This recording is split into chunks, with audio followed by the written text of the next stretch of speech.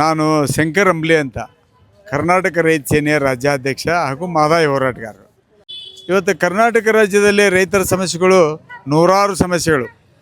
ಆ ಸಮಸ್ಯೆಗಳನ್ನು ಯಾವ ರೀತಿ ಬಗೆಹರಿಸ್ಕೊಳ್ಬೇಕು ಅನ್ನೋ ದಿಕ್ಕಿನೊಳಗೆ ಹಲವಾರು ಸಂಘಟನೆಗಳು ಹಲವಾರು ರೀತಿಯಲ್ಲಿ ವಿಚಾರ ಸಂಕಿರಣಗಳು ಏರ್ಪಡಿಸಿದ್ವು.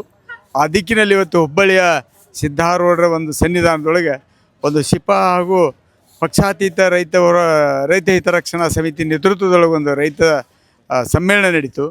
ಆ ಸಮ್ಮೇಳನದ ಮೂಲಕ ರೈತರ ತೊಂದರೆಗಳ ಬಗ್ಗೆ ಸಮಗ್ರವಾಗಿ ಚಿಂತನೆ ನಡೀತು. ಎಲ್ಲೋ ಒಂದು ಕಡೆ ರೈತರು ಇವತ್ತು ನಮ್ಮ ಸಮಸ್ಯೆಗಳನ್ನ ಎದುರಿಸಲಿಕ್ಕೆ, ನಮ್ಮ ಸಮಸ್ಯೆಗಳ ಪರಿಹಾರಕ್ಕಾಗಿ ನಾವು ಪ್ರಾಮಾಣಿಕವಾಗಿರಬೇಕು, ನಮ್ಮ ಸಮಸ್ಯೆಯನ್ನು ನಾವೇ ಬಗೆಹರಿಸ್ಕೊಳ್ಬೇಕು, ಇನ್ನೊಬ್ಬರ ಕಡೆ ಬೆರಳು ಮಾಡಬಾರ್ದು ಅನ್ನೋ ದಿಕ್ಕಿನಲ್ಲಿಯೂ ಚರ್ಚೆ ನಡೀತು.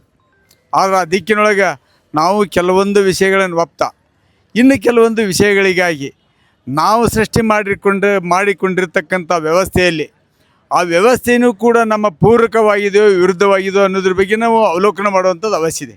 ಆ ದಿಕ್ಕಿನೊಳಗೆ ಇವತ್ತು ಭಾಳ ವಿಚಿತ್ರವಾದಂಥ ಸಂದಿಗ್ಧ ಪರಿಸ್ಥಿತಿಯಲ್ಲೇ ರೈತರು ಹಲವಾರು ಸಮಸ್ಯೆಗಳಿರ್ಬೋದು. ರೈತರ ಸಮಸ್ಯೆ ಅಂದರೆ ಒಂದು, ಮಳೆ ಹವಾಮಾನ ವೈಪರೀತ್ಯಗಳಿಂದ ಬೆಳೆ ಹಾನಿಗಳನ್ನು ಮಾಡ್ಕೊಳ್ತೇವೆ.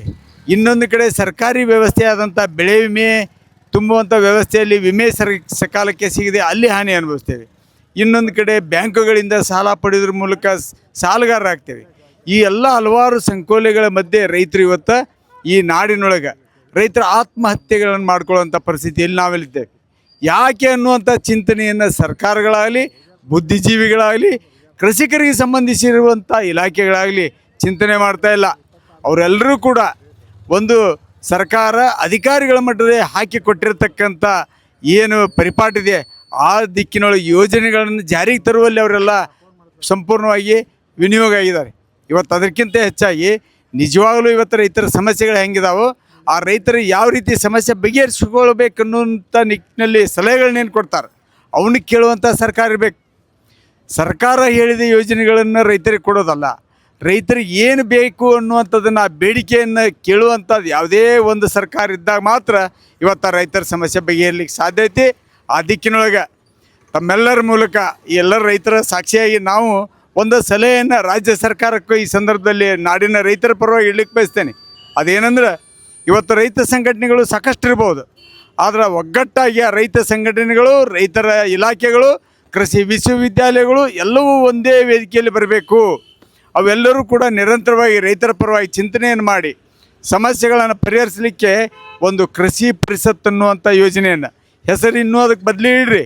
ಬಟ್ ಆ ಕೃಷಿ ಪರಿಷತ್ತಿನ ಅಡಿಯೊಳಗೆ ಆ ಕರಡು ರೀತಿ ಯಾವ ರೀತಿ ರೈತರು ರಚನೆ ಮಾಡ್ಕೊಂಡಿದ್ದೀವಿ ಅಂದರೆ ಸಂಪೂರ್ಣವಾದ ರೈತರಿಗೆ ಸಂಬಂಧಿಸಿರುವ ಸಮಸ್ಯೆಗಳ ಪರಿಹಾರ ಹಾಗೂ ಈ ರಾಜ್ಯದ ದೇಶದ ಆರ್ಥಿಕ ಅಭಿವೃದ್ಧಿಗೆ ನಾವು ಯಾವ ಒಂದು ದಾಪುಗಳನ್ನು ಇಡಲಿಕ್ಕೆ ಸಾಧ್ಯ ಐತೆ ಅನ್ನುವಂಥ ಚಿಂತನೆಯನ್ನು ಆ ಒಂದು ಕೃಷಿ ಪರಿಷತ್ತಿನಲ್ಲಿ ಇಟ್ಕೊಂಡಿದ್ದೀವಿ. ಇದನ್ನು ಇವತ್ತು ಸರ್ಕಾರ ಕೇಳಬೇಕನ್ನುವಂಥ ಒತ್ತಾಯವನ್ನು ನಾವೆಲ್ಲ ಮಾಡ್ತಾಯಿದ್ದೀವಿ.